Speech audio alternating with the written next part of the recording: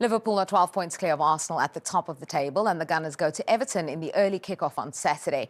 David Moyes managed Mikel Arteta at Everton in the late noughties. People ask that question quite often to me, who do you see as being future coaches?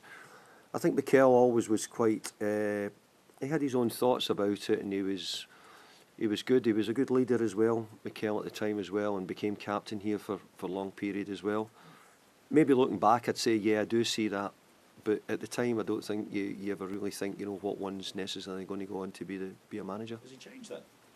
Has he changed? No, I think he was always a bit grumpy as well as a player, and you've seen that in his management as well.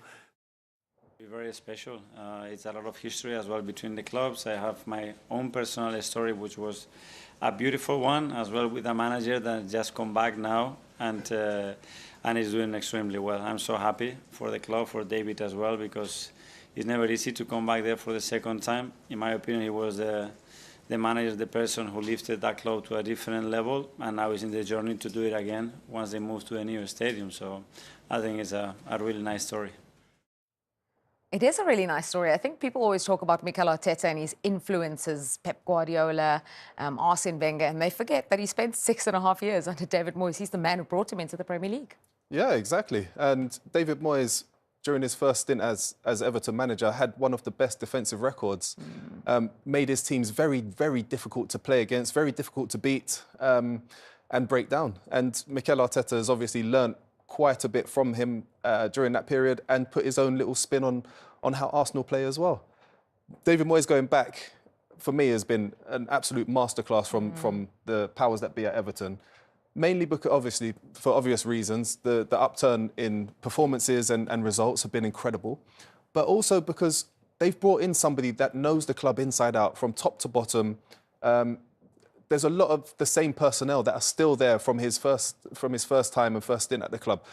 And it's not going to take much for him to acclimatise, to get used to the players, to get used to the fans, to get used to the staff behind the scenes as well. So look, it's going to be a great opportunity for Everton, obviously, to kickstart their season again after the Merseyside derby, but also a great game for Arsenal because they're on the hunt for Liverpool, aren't they?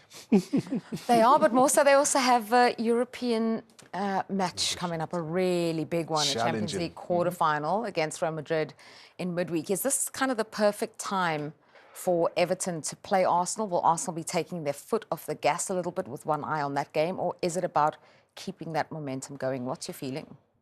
No.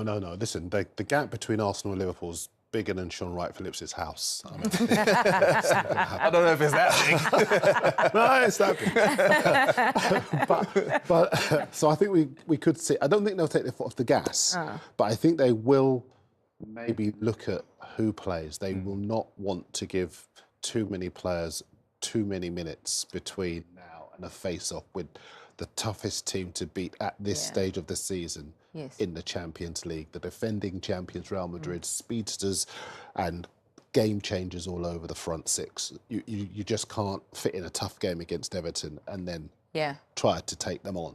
So I think they'll have a B team out tomorrow. Does Saka start? Tomorrow? Yeah. No. I wouldn't start him. No. I wouldn't start him. I would say no. He spent far too long out injured for him to start in his second appearance, especially with such a big game such as Real Madrid coming up as well. I could see him come in on for the last half an hour or so, give or take, just to get the minutes back in his legs. The last thing you want to do is put too many minutes into his legs too soon and run the risk of getting an injury again. People will look at Real Madrid's team and they say, well, Real Madrid are playing this weekend. They know how to navigate this stage of the season. Best team in the Champions League, Champions League history for a reason. Yeah. Whereas Arsenal, they don't. Yeah.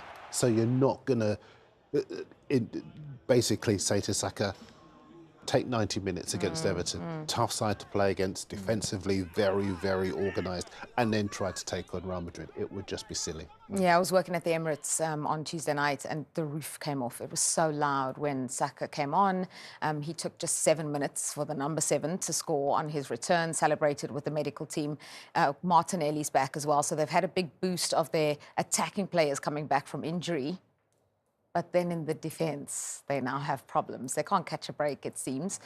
Urian Timber went down injured and eventually he had to be taken off. But the big one really is Gabriel. 15 minutes in, he's gone off. He now needs to have surgery. Yeah, and that's a humongous loss for the season, I think, in that instance.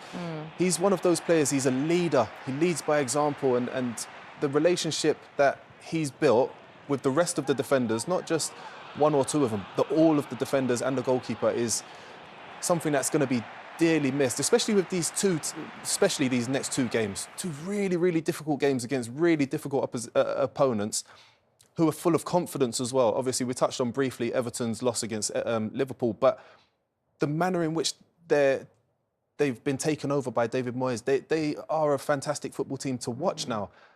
To have your key centre-half pairing now, not as a pair anymore, you've only got one of those two, it's going to be difficult.